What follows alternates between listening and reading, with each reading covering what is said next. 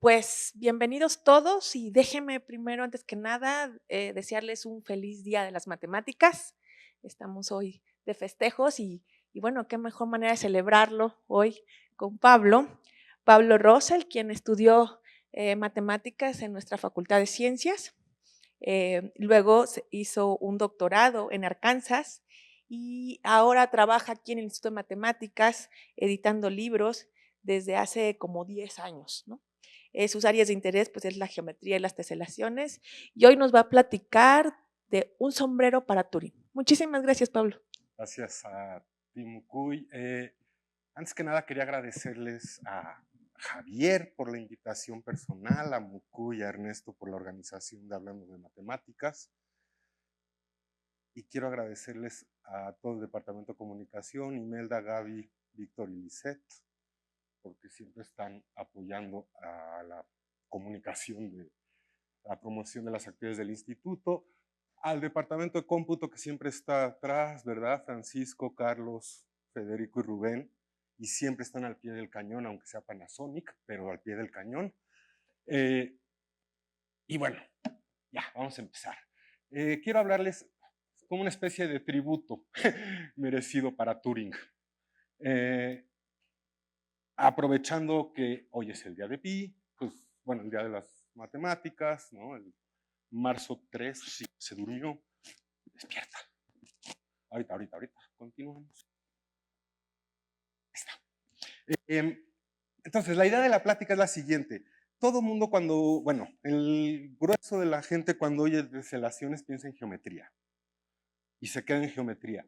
Y el nacimiento particularmente de los conjuntos aperiódicos no tiene que ver con geometría, y entonces vamos a ver ese camino oscuro, difícil, árido de la lógica que nos lleva al nacimiento de los conjuntos aperiódicos. Hacia allá voy. Pero esto no empieza con Turing, ni empieza con Gödel, ni empieza con Hilbert, empieza mucho antes con Pascal y su calculadora, y después, nada más que chulada de calculadora. Esta calculadora es la calculadora de Leibniz. Es la primera calculadora mecánica que es capaz de sumar, restar, multiplicar y dividir. Leibniz era, digo, más allá de haber sido alguno de los creadores o descubridores del cálculo diferencial junto con Newton, por separado, pero en la época, era un filósofo magistral y entre parte de sus preocupaciones o de sus ambiciones tenía la visión de decir, si tengo una calculadora, si soy capaz de construir una calculadora que sume, multiplique, reste y divida, en principio podría ser la aritmética que se me antoje. Y si puedo hacer la aritmética que se me antoje, en principio, si tuviera un sistema formal de símbolos, que en la época no existía, podría tener una calculadora capaz de demostrar cualquier proposición. Esa era la visión que tenía Leibniz en la cabeza. No nada más era, ay, qué bonito mecanismo que hace que pueda sumar, multiplicar, dividir y restar, que extraño orden dije. Y además la funcionalidad de esta calculadora se llevó hasta los años 70 del siglo pasado, antes de que existieran las calculadoras digitales. Había una calculadora preciosa que con el mismito principio que la cilíndrica, portátil, llamada la Curta, del inventor Kurt no sé qué. En los 40 hizo ese diseño cilíndrico precioso que hasta los 70 se usaba antes de la aparición de la calculadora digital. Pero entonces recordemos que Leibniz trae en la cabeza esa idea de hacer un sistema capaz de demostrar proposiciones. Y ya se me olvidó justo cuando le iba a cambiar. Y de ahí vamos a dar un salto larguísimo. Entonces tenemos a Leibniz, siglo XVII, y voy a dar el salto cuántico y después eso a la historia. Vamos a hablar de máquinas de Turing para que esto no se vuelva tan árido tan rápido. Entonces, en principio, ¿qué es una máquina de Turing? Turing, en los años 30, 35, por ahí, diseña esta idea que es una máquina formal, en el sentido de que esto no es una computadora viable, es una computadora acá en el teórica, digamos, que está diseñada de tal forma que es la siguiente. Tenemos una banda infinita de celdas, donde cada celda puede representar, por ejemplo, un espacio de memoria, chiquito, un bit, lo que se les ocurra, pero es infinita. Y eso la hace infinitamente poderosa. Y además, la funcionalidad de la calculadora es muy, lo cual la hace esencialmente universal. ¿Ok? Entonces, la máquina de Turing consiste de lo siguiente. Tengo una banda infinita de memoria, un cabezal, que es esencialmente mi dispositivo de lectura-escritura, y las reglas de cómo se funciona una máquina de Turing. Esencialmente, la idea es que voy a definir estados, bueno, las máquinas de Turing,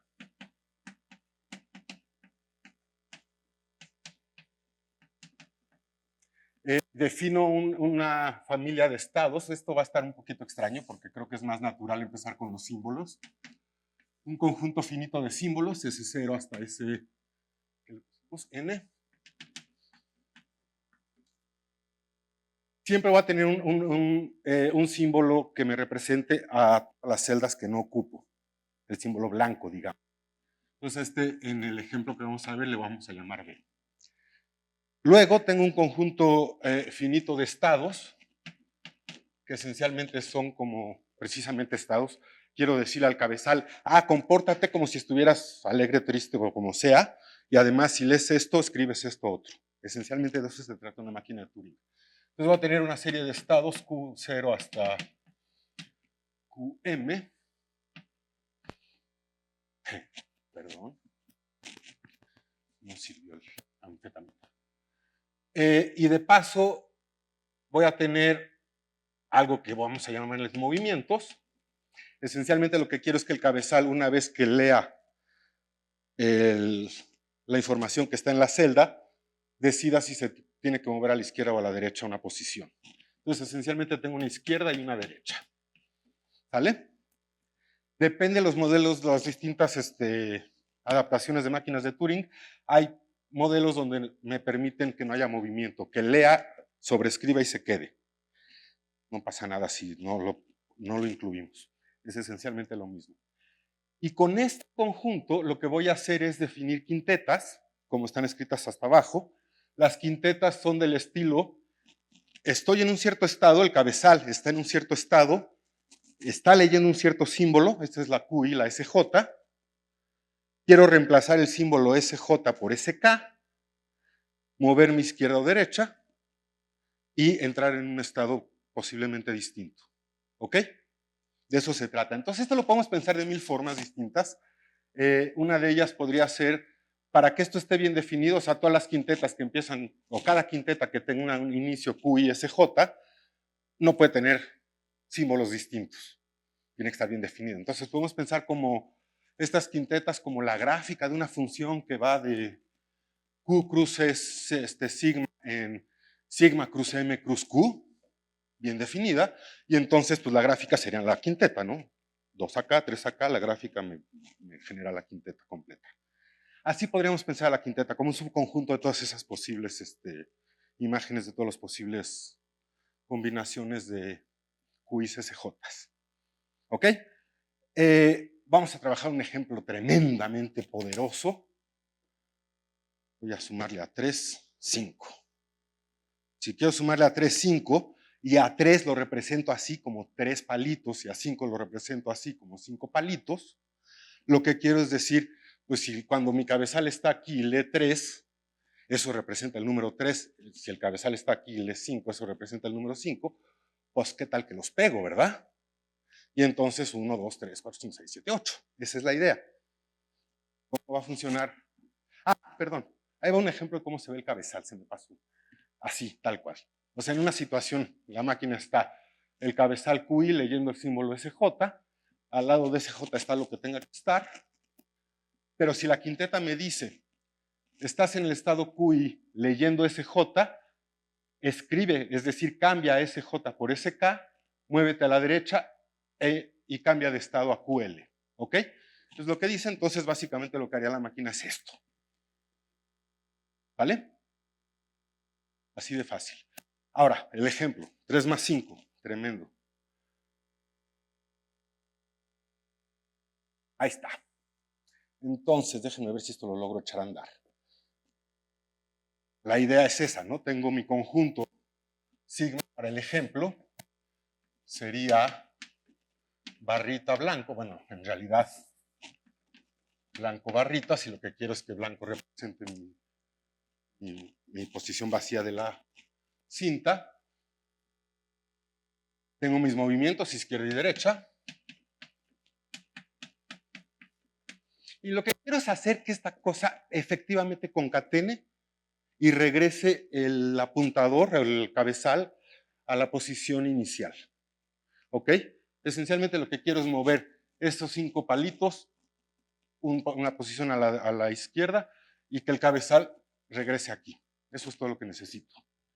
Entonces, pues si ya tengo un estado inicial Q0, pues lo que quisiera es que si lee palito, escriba palito y se mueva a la derecha. Y eso lo haga hasta que deje de leer palito, ¿no? Entonces, a ver si lo logro pausar a tiempo. Ahí está. Pero cuando llega a la posición blanca, tengo 2 opciones. Que escriba palito y se siga en el mismo estado Q0. ¿Qué pasaría si hago eso? Que si al encontrar blanca pongo palito y me sigo en el mismo estado, pues el cabezal se va a quedar yéndose a la derecha hasta infinito, ¿cierto? Entonces lo que tengo que hacer es efectivamente cambiar la blanca por palito y cambiar de estado. Entonces eso es lo que pasa con Q1, y Q1 lo que va a hacer es esencialmente lo mismo que Q0, leer palito hasta que se tope con blanca, lee palito, escribe palito hasta que se tope con blanca, y una vez que se topa con blanca, lo que me gustaría es que se regrese, ¿no? Y se regrese hasta el inicio. Pero aquí hay un pequeño problema. Tengo un palito de más, el último. Entonces, lo que va a hacer Q1 es decirle o sea, el estado, la quinteta que inicia con Q1 blanca, lo que hace es decir, quédate con la blanca y regrésate. Y eso es lo que hace. Y entra al estado Q2. ¿Por qué al estado Q2? ¿Por qué no se queda con el estado Q1? Porque yo ya sé que si con Q1 leo palito, se tiene que mover a la derecha. ¿Cierto? Entonces, si me quedara en el estado Q1, me quedaría en un loopcito, moviéndome palito blanca, blanca palito, palito blanca, blanca palito, palito blanca, blanca palito, para siempre. Entonces necesito cambiar de estado, por eso entro al estado Q2. Y Q2 lo que va a hacer es, muévete a la izquierda siempre que haya palito hasta llegar a blanca. Y ahí va, pum, pum, pum, pum, pum, pum, pum, pum, pum. Una vez que se topa con blanca,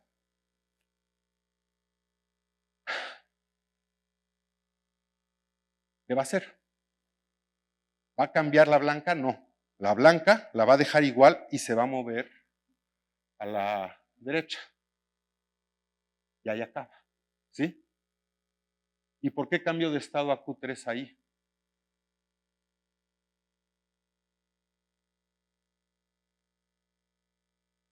O sea, si me quedara con Q2, ¿qué pasaría? O sea, ahí está mal ese apuntador. Eso es Q2, leyendo blanca, muévete a la derecha y tengo que cambiar. Ah, no es cierto, sí es Q3. Y termino, ¿ok? Y termino, ¿qué quiere decir? ¡Ay! Ya echa a perder todo. Termino, ¿qué quiere decir? Quiere decir que entra a un estado que no tiene pareja, que no puede leer al palito, pues, en esa posición. Simplemente no lo defino. Ese es mi estado final. Toda esta información de los 5 estados, 1, 2, 3, 4, 5 estados, efectivamente, se puede ver muy fácil en esta tabla, ¿no? Si estoy en el estado Q0 y leo palito, entonces reemplazo palito por palito, me muevo a la derecha y me quedo en el mismo estado. Si leo blanca, escribo palito, me muevo a la derecha y cambio de estado al Q1. Ya estando en Q1, pues tengo dos opciones, o leo blanca o leo palito, y depende qué es lo que pase, hago el reemplazo, me muevo y cambio de estado o me quedo en el mismo, etcétera, etcétera. Y donde no me interese definir, pues no defino. Justo eso, esa es la idea, son funcioncitas, son subconjuntos de todas las posibles funciones, ¿no? De Q cruz sigma en esa terna, ¿sale? Entonces, esta tablita justamente engloba mi conjunto de estados Q, que no los voy a escribir por flojera, pero sí son el Q0 hasta Q5. Digo, hasta Q, F. O sea, Q0, Q1, Q2, Q, hasta QF. Pues ahí están. ¿Sí? Los 5 estados. Así funciona una máquina de Turing. Es un ejemplo brutalmente complicado, yo lo sé, pero imagínense que la máquina de Turing es capaz de hacer absolutamente cualquier cosa calculable, al menos en términos teóricos. ¿Sí? Y es mucho más poderosa esa bandita con símbolos que esta chulada que proyecta la bandita con símbolos. ¿Ok? Entonces nada más la voy a echar a andar ya solita para que se vea completo el proceso.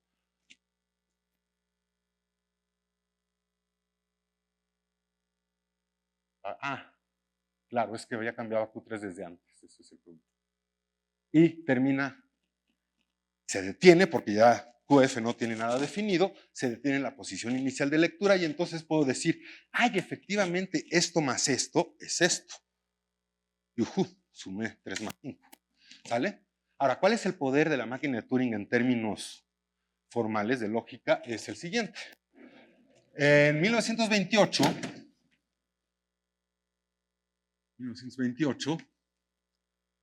Hilbert,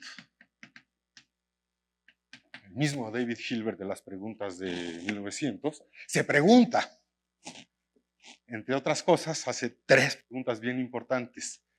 ¿Son las matemáticas consistentes? ¿Son las matemáticas completas? ¿Son las matemáticas decidibles? ¿Sí? Nos va a interesar mucho clavarnos en la tercera pregunta, si son decidibles. Pero claro, para las primeras dos, en 1931, ¿no? ¿Sí es 31? Sí. Gödel prueba los problemas de incompletitud. ¿Sí? Es un horror su prueba, pero los prueba.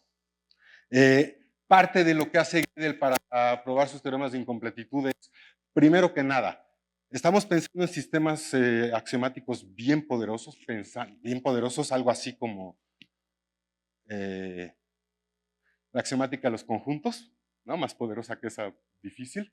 Zermelo-Fraenkel, el axioma de elección,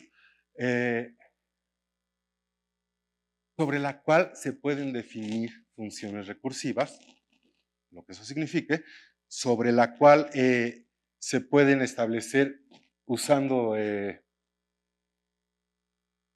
la manera más formal la simbología de la lógica de primer orden, ¿no? La lógica con predicados. Y lo que hace Gödel es lo que ahora se conoce como la gödelización, que es algo que yo diría la aritmética de Gödel, sobre los enunciados lógicos. Esencialmente la idea es la siguiente. Cualquier enunciado lógico, así súper elemental, digamos, algo así como que para toda X, el sucesor de X, algo de este estilo, súper elemental. Cada símbolo, las variables son variables y tienen su símbolo, su numerito asociado más lejos. Pero para cada uno de estos símbolos, el para todo, el paréntesis, el sucesor es básico en la aritmética, de los naturales al menos, les asocia un número específico. ¿Ok? No necesariamente primo ese, pero vamos a dejarlo como primo para hacer las cosas fáciles. Imagínense por un segundo que a ese se le asocia el número 3, al paréntesis el número antoje. Se echa a andar. Para todo otro cierto numerito, yo que sé, el 7, el paréntesis que abre que fuera el 3, 7, 9 no es primo, el 11 y el 15, digamos. ¿Sí? Y a X, pues el 17, porque es el que sigue, ¿no? Ah, el 15 no, espera, 17, el 19, por un decir, ¿sí? Dale. Y entonces, en el orden en el que están escritas, tengo mi orden de primos, ¿no? De menor a mayor. Puedo pensar en el 2, 3, 5, 7, 11. ¿Qué sigue? 13. Ay, me faltó el 13 por ahí, pero bueno, no importa. 13, 17, etcétera. Y lo que hago es decir, como el primer símbolo es un 7, pácales, pues pongo un 7 aquí y elevo al cuadrado.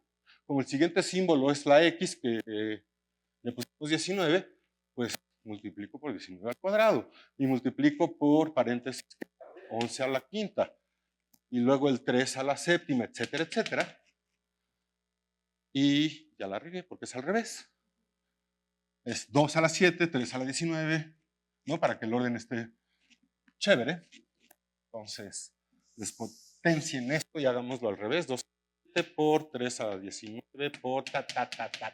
No importa, es un número espantosamente grande, pero finito.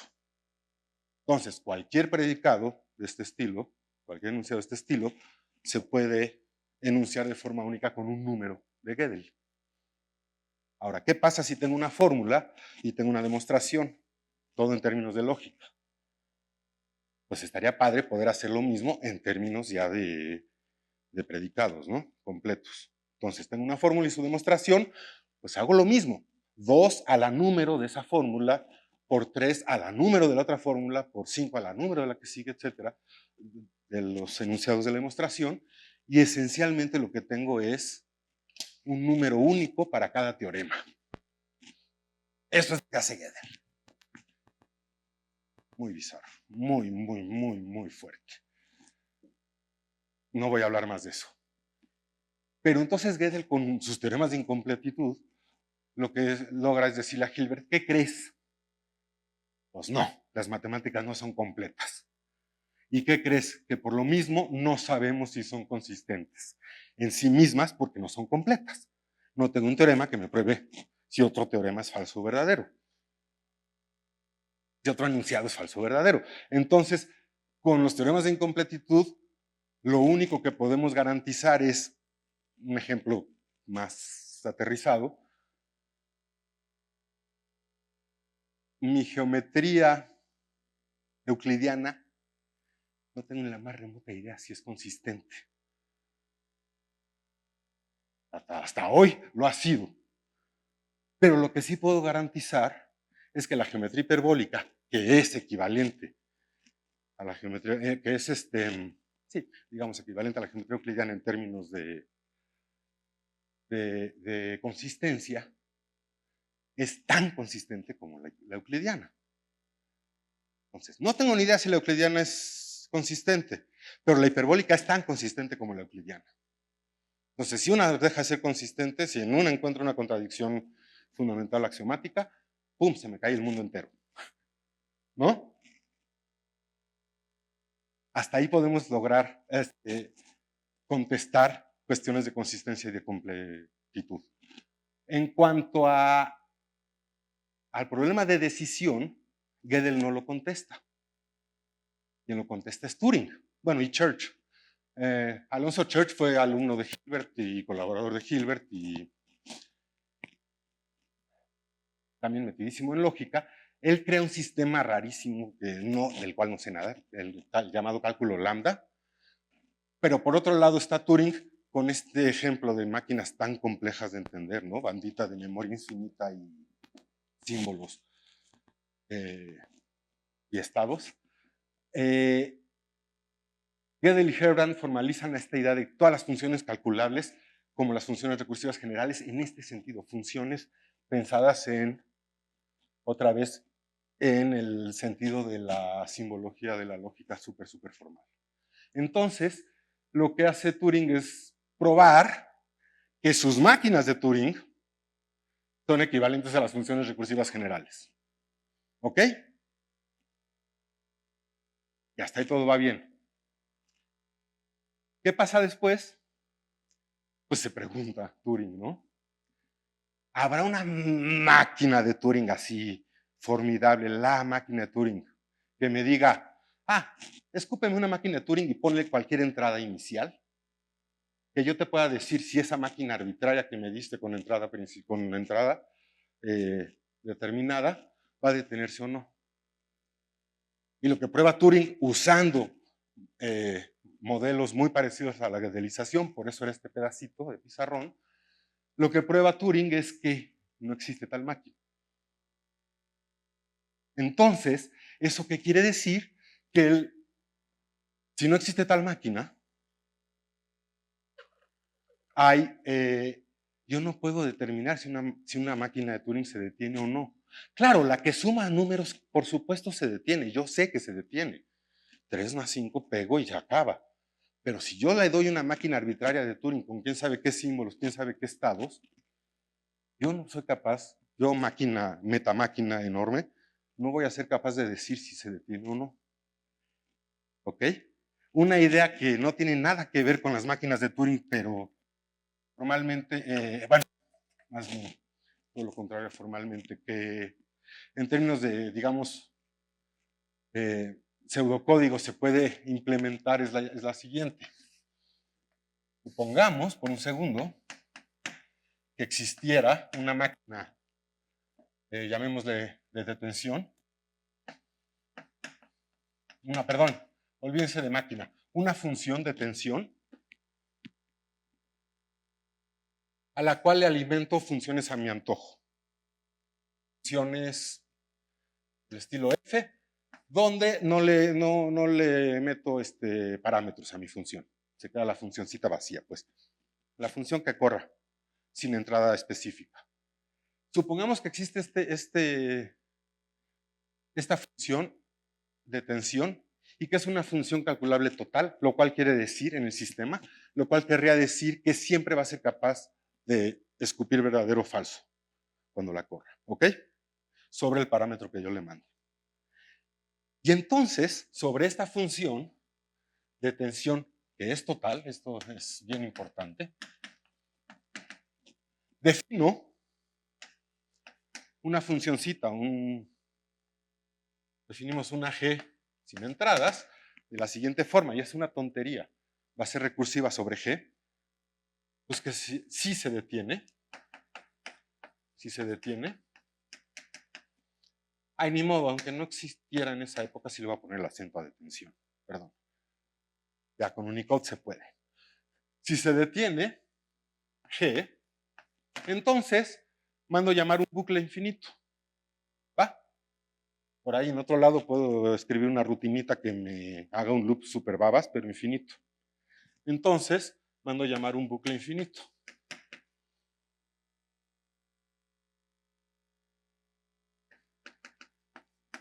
Y se acabó. Ese proceso me lleva a una contradicción. ¿Por qué? A ver, si leo de tensión G, si G se detuviera, este enunciado sería verdadero, y entonces G manda llamar a un bucle infinito, y entonces G no se detuvo. ¿Verdad? Si detención fuera falso con el parámetro G, entonces G se detiene, porque hay acablo proceso, porque no manda llamar al bucle. Entonces está la contradicción. ¿Sí? Son súper babas. Pero lo que me está diciendo esto es, como detención siempre me va a escupir un valor de verdadero o falso, sin importar con qué la alimente. Si la alimento con una máquina G, otra vez una máquina, con una función G que haga esto, resulta que si detención era verdadero, si G se detenía, pues resulta que no se detiene porque se manda a un bucle. Si G no se detiene, pues termina, porque detención G determina que es falso, entonces no entra este bucle y entonces G se detuvo. Súper bonito. Esto en máquinas de Turing es imposible de leer. Pero la idea, el concepto es padrísimo, ¿no? Entonces, hasta ahí.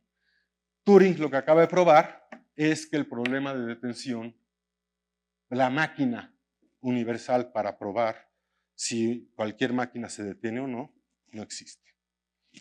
Y esto nos lleva a lo siguiente.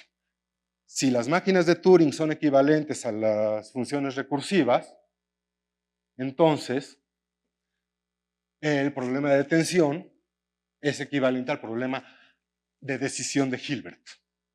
El Einstein, como se diga, es el nombre formal del problema de detención de Turing. O sea, eso significa problema de detención. De Turing, no, de Hilbert, perdón. Problema de decisión. Eso es lo que quise decir. El problema de decisión de Hilbert es el Einstein's problem. ¿Sí? ¿Y esto a qué nos lleva? A justo pues a que no existe este algoritmo de validez que sea capaz de probar la validez de cualquier proposición. Y esto nos lleva entonces a que hay problemas indecidibles. ¿Ok? En matemáticas.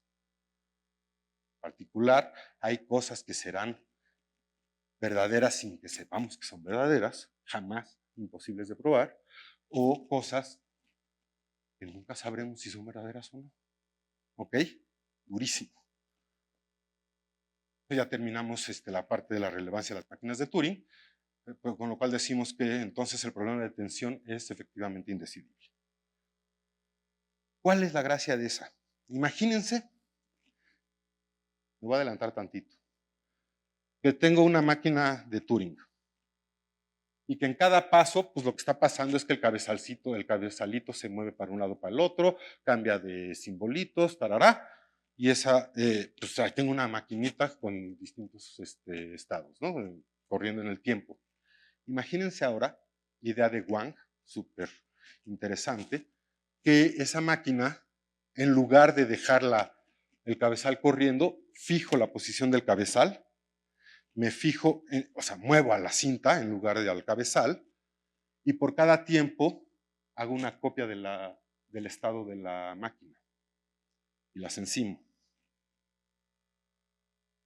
Entonces, ¿a poco no lo que estoy logrando hacer es una fila de cuadritos, otra fila de cuadritos, otra fila de cuadritos, otra fila de cuadritos? Si la máquina se detiene, obtengo una franja de cuadritos, un friso. Si la máquina no se detiene, esencialmente obtengo una teselación. Ah, ¿verdad? Ahí está la lógica, jugando con un poquito de geometría. Ahí está, en conjuntos de Wang. A ver, Wang, Hao Wang, lógico de los 60, bueno, de mucho antes de los 60, súper seguidor de Gödel, de Turing. Se crea sistemas formales. Los sistemas formales son como, juguemos a la axiomática chiquita, pero súper formal. Por eso los sistemas formales. ¿Ok? Y entonces lo que hace Wang es definir sistemas formales en términos de marcas de cuadrados.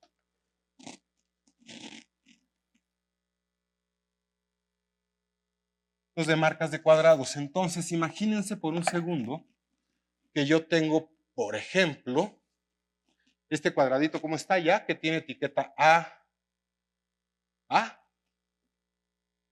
y B. Yo sé que esto es una tontería, pero esta es la máquina, un sistema de Wang muy simple. ¿A poco no? Este cuadradito, si yo lo que quiero es identificar orillas con la misma etiqueta, pues este cuadradito lo puedo pegar con el mismo y generar una banda infinita de A's. Y las B's las puedo encimar para un lado y para el otro. Y entonces cubrí el plano de cuadraditos, de un cuadradito. Súper babas, súper simple. Pero esa es la filosofía. Lo que quiero enseñarles ahorita son dos cosas. Una, en lugar de marcar así, que está bien bonito en términos de lógica, mejor marco con colorcitos, ¿no? Se ve más lindo. Y una vez que marqué con colorcitos, va un juego.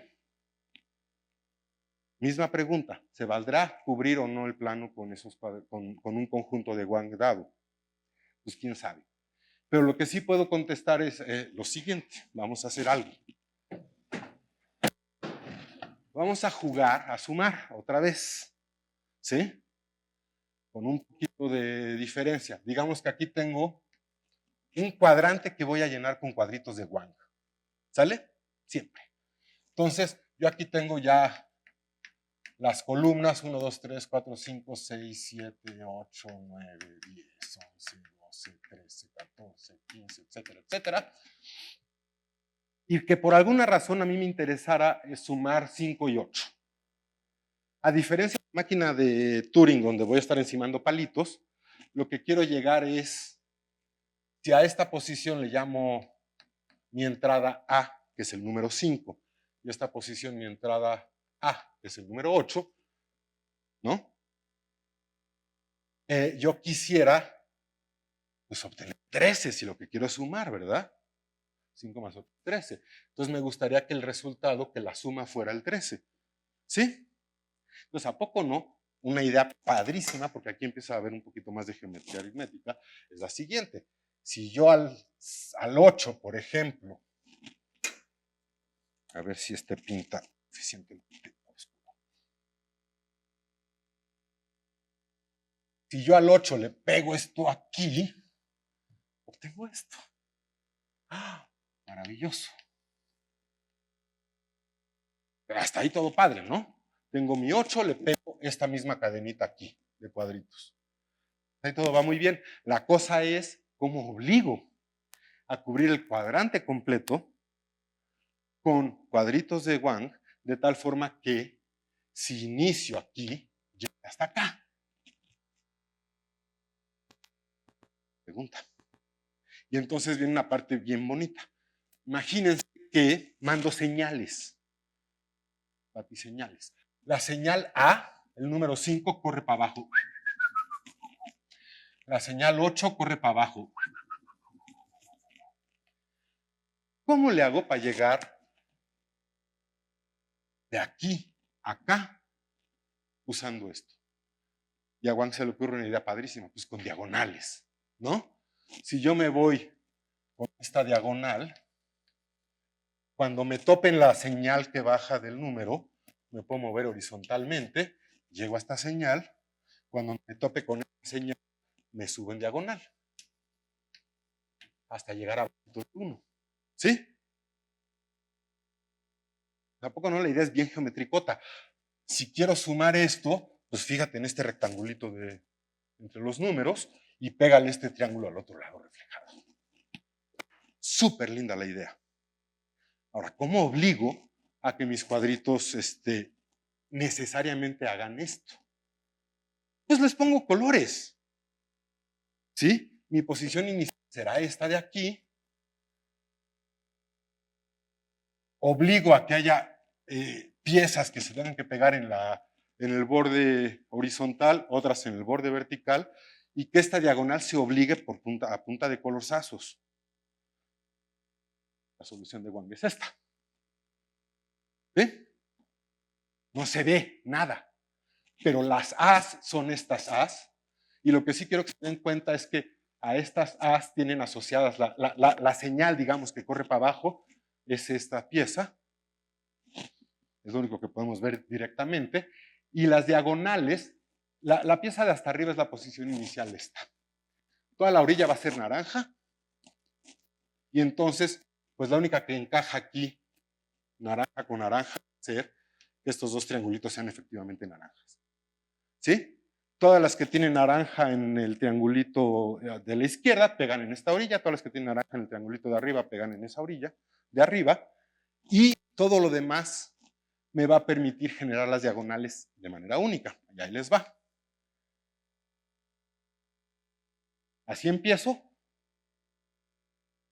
Ahí están mis numeritos, 5 y 8. Esta parte es muy fácil de llenar, eso no le hagan mucho caso, pero ahí están las diagonales y la horizontal obligadísimas por las piezas. ¿Vale? Entonces, efectivamente, lo que logré fue, es un apuntador, ¿verdad? Lo que logré fue trasladar este bloque hasta acá. Vi a moverme esta diagonal, que en principio esta diagonal se podía mover todo el tiempo, ¿no? Estoy mandando esta diagonal así, pero cuando choca esta señal con esta, pum, ¿vale? Pues necesito generar una pieza nueva que se mueva horizontalmente. ¿Sí? Cuando esta señal choca con la horizontal, genero la diagonal que sube.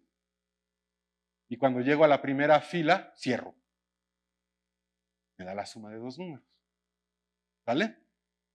Claro, todos estos cuadrados me dio flojera llenarlos, pero todos estos cuadrados, si se dan cuenta, lo único que necesito es continuar esta columna para abajo con la naranja a la izquierda y puro gris.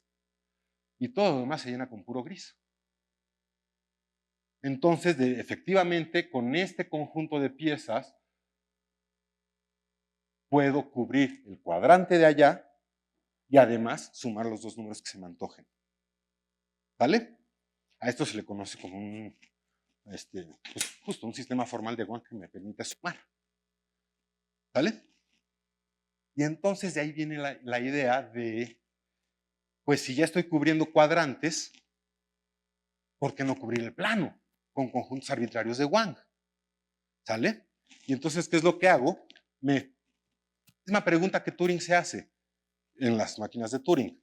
Te doy un conjunto de Wang, es decir, te doy un conjunto de piezas con etiquetas, de cuadraditos con etiquetas, donde la única regla es pegar orilla con orilla si las marcas coinciden y no se vale rotar ni reflejar, eso no existe, no hay geometría aquí, es lógica.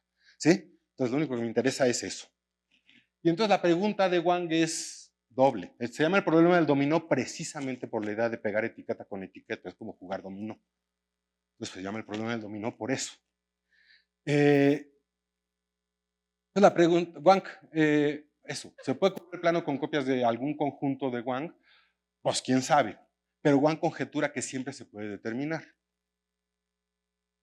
Y la prueba de la conjetura es bastante, la prueba de la conjetura no porque es falsa, pero si existiera, si la conjetura fuera verdadera, lo que dice Wang es que, la conjetura que está escrita allá abajo, es que si el conjunto cubre el plano, lo tienen que cubrir de forma periódica.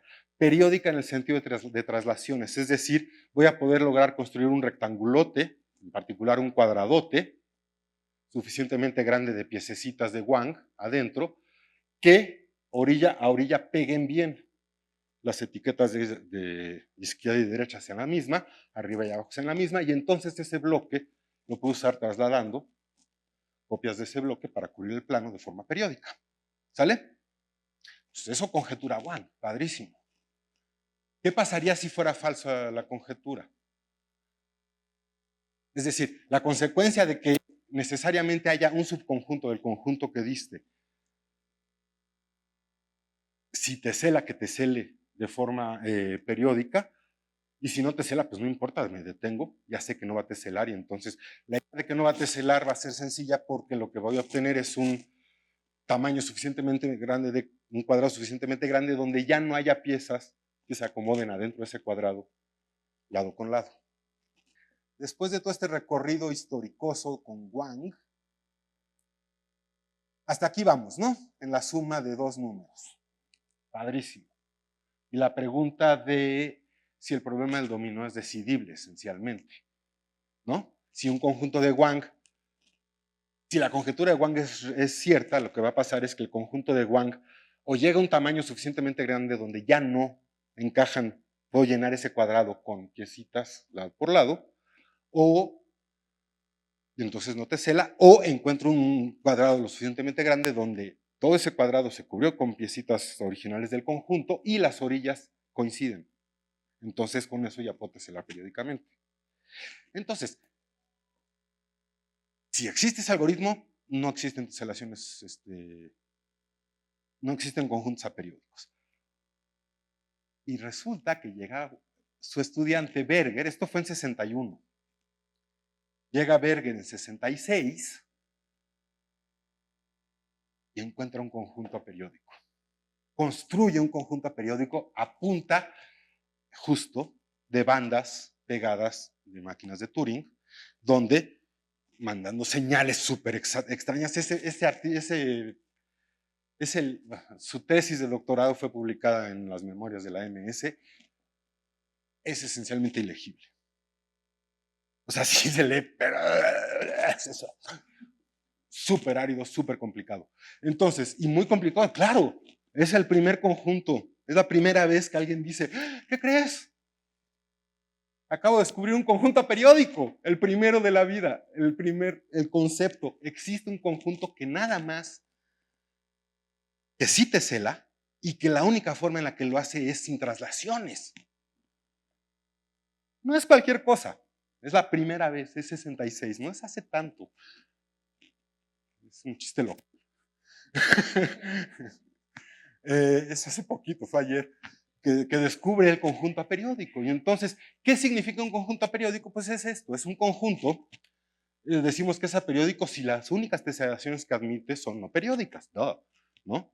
O sea, sí, aquí vamos a después entrar en detalle con qué significa no periódico. Pero el chiste es que si tenemos en cuenta lo que significa no periódico, que para el plano euclidiano en particular, no periódico va a significar que no tenga como simetrías a ninguna traslación. ¿Sí? Es decir, que no existe una traslación que me deje la teselación invariante. Es decir, que si yo traslado mi teselación y la encimo, no se va a encimar bonito. Hasta ahí, ya, no más es de lo mismo. Para que se den cuenta del horror de artículo que es,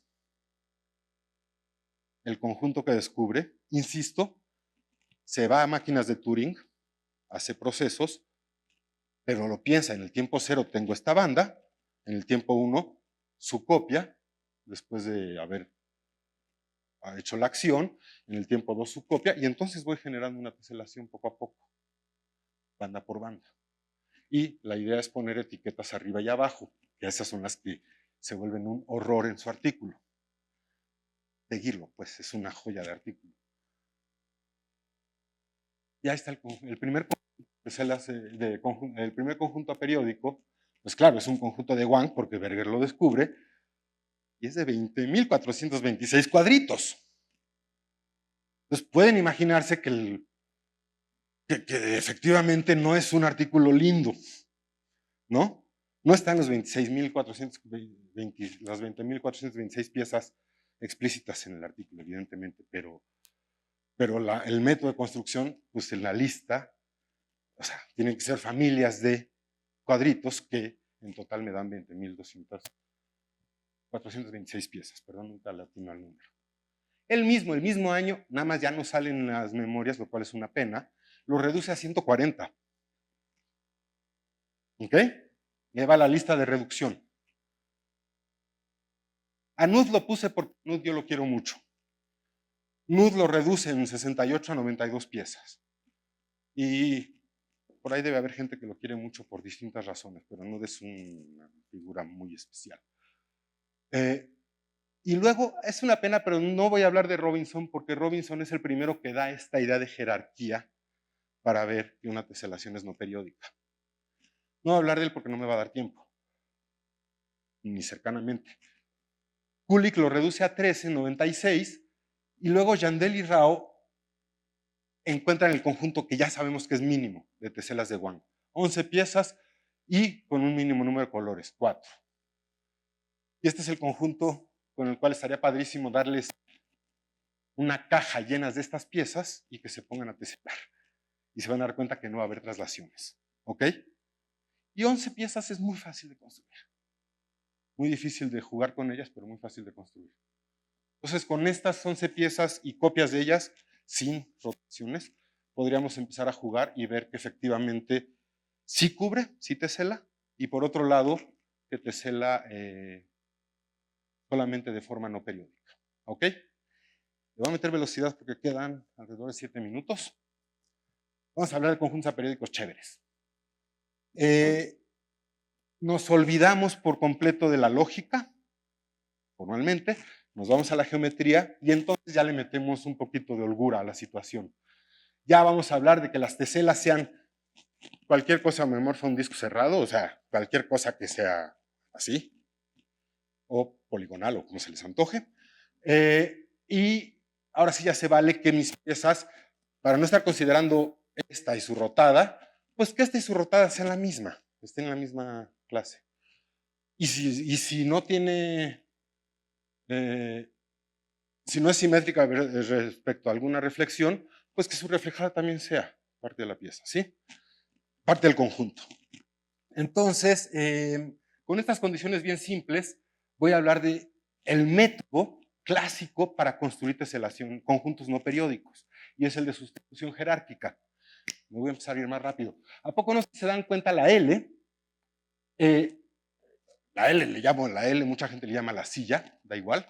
A la L yo la puedo cortar en 4 L's chiquitas e inflar. Y luego a cada L la corto en esas 4 piezas chiquitas y vuelvo a inflar. Y entonces voy obteniendo super L's, ¿no? Lo mismo puede hacer con un cuadrado. Al cuadrado yo lo puedo cortar en 4 e inflar, lo puedo cortar en 4 e inflar, inflar, inflar. Y si me posiciono dentro de una pieza adecuada y hago esa sustitución, cubro al plano. ¿Sí? Ahora, una cosa que puedo ver rapidísimo es que poco no sea esa L. Yo la pego así, acabo de formar un rectángulo. Así, para que se vea mejor, acabo de formar un rectángulo. Y ese rectángulo, si yo tomo copias de él, pum, pum, pum, pum, pum, cubro el plano periódicamente. Entonces, 2 detalles.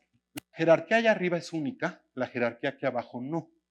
Y voy a mostrarlo rapidísimo. Fíjense que si este cuadradito, yo quisiera saber de qué cuadrado viene, pues no sé, porque perfectamente podría venir de este, o de cualquier otro que lo contenga, pues, ¿sí? La diferencia con la de arriba es que la jerarquía está determinada de forma única. Y ahí va un ejemplo. Ahí tengo una teselación de sustitución de las L's, y si yo tomo una L arbitraria, es más o menos claro que esta L pertenece a esta de aquí, ¿a poco no? Y a ninguna otra. Ahí está. Y esta nueva L, esta super L, es, pues alguna de las 4, es una esquina, de hecho, de la L que sigue. De forma única. No hay otra L que contenga la L menor. Y así me voy. Así me voy. Y entonces lo que estoy haciendo es, si esta teselación efectivamente es de sustitución de las L's, esta teselación va a ser no periódica. Y la razón es muy simple. Yo me tomo una traslación, no importa de qué tamaño, va a haber una L suficientemente grande que se la traga. Y entonces, si esa traslación fuera simetría de mi teselación, pues esta L se va a encimar mal con ella misma. Y entonces no podría tener la traslación como simetría. ¿De acuerdo? Entonces, esa es la motivación de estudiar los sistemas de sustitución de jerarquía única. Ahora, como les enseñé, el cuadrado no lo tiene, la L sí, y estas dos también, la esfinge y el medio hexágono. Estas reglas de sustitución son de jerarquía única. ¿Ok? Y entonces, después de esta idea, ¿cuál es la motivación de estudiar las teselaciones de sustitución de jerarquía única? Es que sobre esas teselaciones podría buscar piezas que obliguen a la estructura de jerarquía. Y entonces, ni siquiera sé de qué año es, 99 creo que es, el artículo de Goodman Strauss en Annals, que prueba que si tengo un sistema de sustitución de jerarquía única, de descomposición única, no lo dice ahí, se puede construir siempre un conjunto aperiódico por medio de reglas de emparejamiento, ¿ok? Sobre el sistema de sustitución. Un ejemplo es este, el del trilobita y la cruz. El sistema de emparejamiento está allá, o sea, lo único que dice es, no se vale que lo único que se vale es que las puntitas peguen con los colores continuados, no se vale que hagan como ajedrez, ¿sí? Y para que se vea la idea, ahí está, ¿ok? Sobre un pedacito de mi sustitución de L's están los trilobites encimados, para que se vea cómo se ve. Y sobre eso está, bueno, ya con sus colores, con sus reglas de marcado, los trilobites y sus cruces. ¿Sale? Eso fue una cosa hace mucho. La idea de este teorema es bien fuerte, porque dado un sistema de sustitución, siempre puedo construir una teselación, un conjunto aperiódico. ¿Sale? Y ese conjunto aperiódico pues normalmente va a consistir de un chorratal de piezas. Ese es el problema de ese artículo. Bueno, no es el problema, es la limitante de ese artículo. Si yo quiero reducir el tamaño de piezas de un conjunto aperiódico, pues este teorema no va a ser el que más me ayuda. Lo único que me garantiza es que sí puedo construir un conjunto aperiódico. Para las L's, él mismo construye el de 2 piezas, ¿no? El trilobit y la cruz que les decía. Otro sistema de sustitución hiperclásico es el de las teselaciones de Penrose, nada más lo pongo como dato histórico, ¿no? El papalote va a dar, perdón, la flecha va a dar a la flecha al papalote con 2 flechitas extras. El papalote lo divido en 2 papalotes y 2 medias flechas, digamos. Ahorita encimo bien las cosas. Este es el segundo proceso de la sustitución. La inflación va a ser en proporción áurea, para la gente que le interese. El papalote y la flecha, ahí se ve la sustitución, ¿no? O sea, cómo va creciendo la jerarquía. Claro, para que este conjunto sea periódico, necesito poner marcas para obligar, para que no se valga, por ejemplo, poner la flecha encima del papalote y obtener un rombo, ¿no? Entonces, con eso, con esas marcas que no están puestas, logro obligar a la no periodicidad con 2 piezas. Y entonces llegamos al sombrero. Al sombrero, que es una joya. El sombrero es la monotesela aperiódica, descubierta el año pasado. Esencialmente descubierta por David Smith, jugando a hacer rompecabezas, que es el rompecabecero, el mejor rompecabecero mundial. ¿Ok? La idea del sombrero, perdón, es que si se dan cuenta rapidísimo, el sombrero está formado por estos papalotitos, son 8 papalotitos, pero estos papalotitos viven en el hexágono regular, y entonces, para ya no perder más tiempo, lo que podemos ver es que la longitud de este lado tiene que ser, por ser digamos, la apotema del hexágono, pero la altura del triángulo equilátero, esto es raíz de 3 a 1. O sea, si el lado mide 2, el apotema mide raíz de 3, y entonces los 14 lados del sombrero, o miden, bueno, la proporción pues de los lados largos del sombrero a los lados cortos es raíz de 3. ¿Sale? Detalle curioso. Ahí hay una idea de sustitución, me voy a saltar toda la parte técnica porque ya se me fue el tiempo. Ahí está una idea de sustitución a partir de 7 papalotitos, de 7 sombreritos o de 8 sombreritos. La primera etapa es esta H7, que tiene 7 sombreritos, se vuelve un H7 y un 2, 3, 4, 5 H8. Esta H8 se vuelve un H7 y un 2, 3, 4, 5, 6 H8. Y este sistema de sustitución me va a acabar generando una teselación no periódica. ¿Sí? Ya voy a acabar. El sombrero y sus cuates es un videíto de 30 segundos. ¿Qué pasa si cambio la proporción? Si cambio la proporción, es más, vamos a aumentarle la velocidad. Empieza a generar una familia infinita de monoteselas aperiódicas. Es una locura el resultado. Hay 3 excepciones, los 2 extremos y el punto medio. El punto medio va a ser muy importante. Es más, ya le voy a parar. El punto medio es muy importante porque la teselación con el punto medio, que es la tesela, perdón, del punto medio, que es la de la izquierda, me permite, si le quito la simetría a los lados por medio de curvitas, generar ahora sí una única tesela que no se tiene que reflejar para generar una teselación aperiódica. Y esta de verdad es la monotesela aperiódica, los espectros, pues el espectro. Y con eso, ahí está el ejemplo, que es una chulada. Hasta la derecha es un ejemplo ya construido con el espectro. Con esto concluimos la plática. Muchas gracias.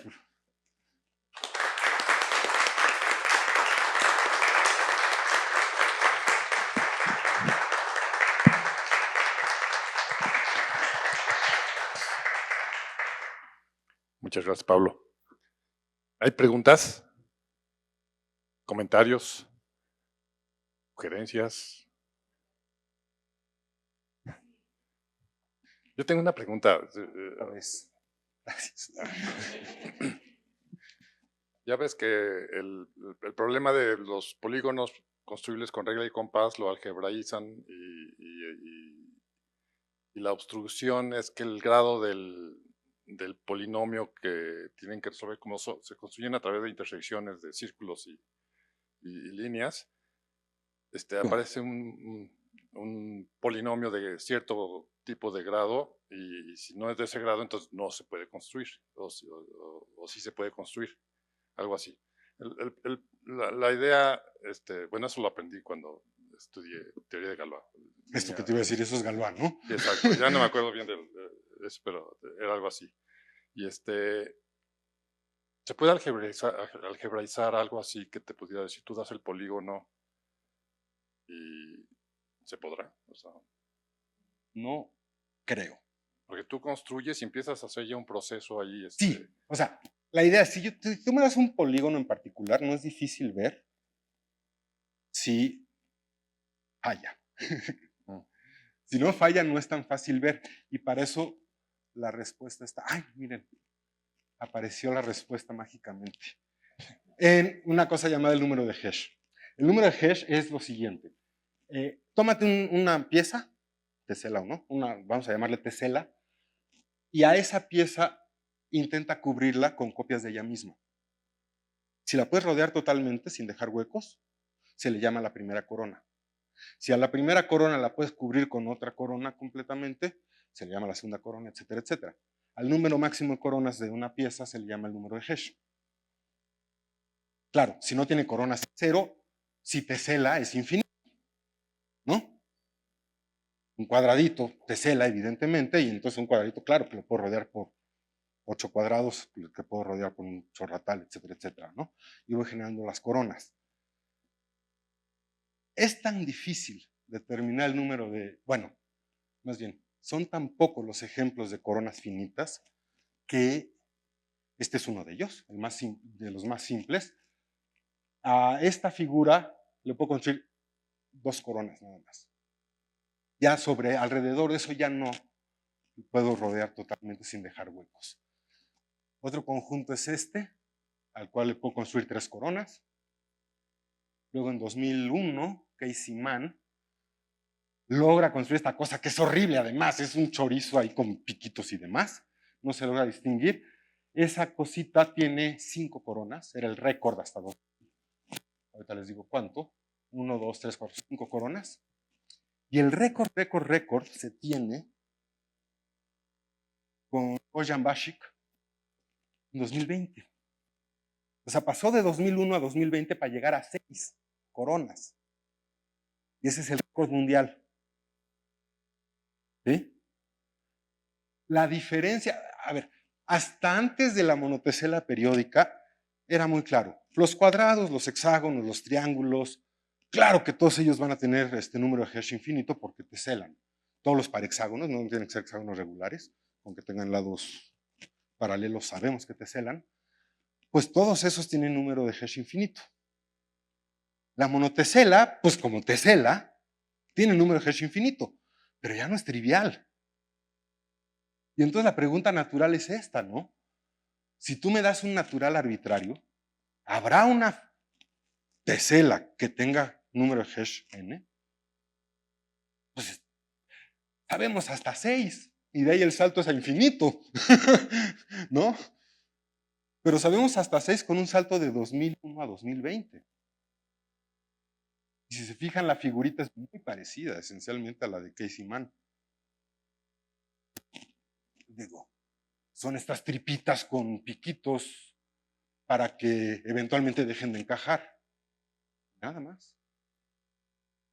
Entonces, y la monotesela, pues no, la monotesela está bien bonita, no es el sombrerito y la tortuga y todas las otras piezas raras que se obtienen de ahí. Pero entonces la cosa es, no sé, no sabemos, no tenemos idea de números de Hertz. Más que del 1 al 6, bueno, del 0 al 6 hay. El 0 es muy fácil, agárrense una figura amorfa y ya estuvo, ¿no? Una figura amorfa es un poco extraño. Un conjunto amorfón, acá feo, sin simetrías, pues claro que eso no va a cubrir a sí mismo. Número Hesh 0. Número Hesh 1, pues hay ejemplitos, hay como unas gotitas muy lindas. Ya les di 2, 3, 5 y 6, ¿no? Por ahí me faltó el de 4, que también hay. Pero no sabemos nada más del número Hesh. Entonces, ¿cómo vamos a saber mucho más del estudio de cómo algebraizar algo de ese estilo? ¿No? Es complicadísimo, complicadísimo. Y en palabras de Jaime, de Goodman Strauss, o sea, el ejemplo este del trilobita y la cruz, que además generaliza a todas dimensiones, y ahora el del sombrero dice, pues es que esto está tan basado en un problema de indecibilidad y en fundamentos tan básicos de la lógica que realmente dice, pues es que es magia, o sea, le atinaste, carnal, o sea, le atinaste a un conjunto bien chiquito, que sí cubrió y que además cubre únicamente de forma no periódica. No hay posible algoritmo para esto, es a lo que voy, ¿no?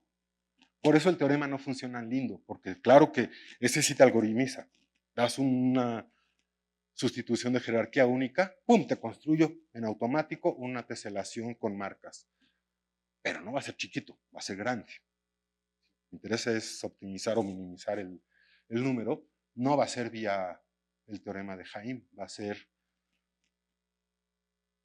vía ensayo y error, vía inspiración o yo qué sé. ¿Sale? Gracias. ¿Alguna otra pregunta o comentario? Pues muchas gracias por asistir, ¿no? Muchas gracias, Pablo. Gracias, Ernesto Mucuy. Javier. Un poquito. Javier, saludos. Sí que está conectado. Pero... Y pues nos vemos la siguiente plática, ¿no? La siguiente semana. ¿Sí? Muchas gracias. Muchas gracias.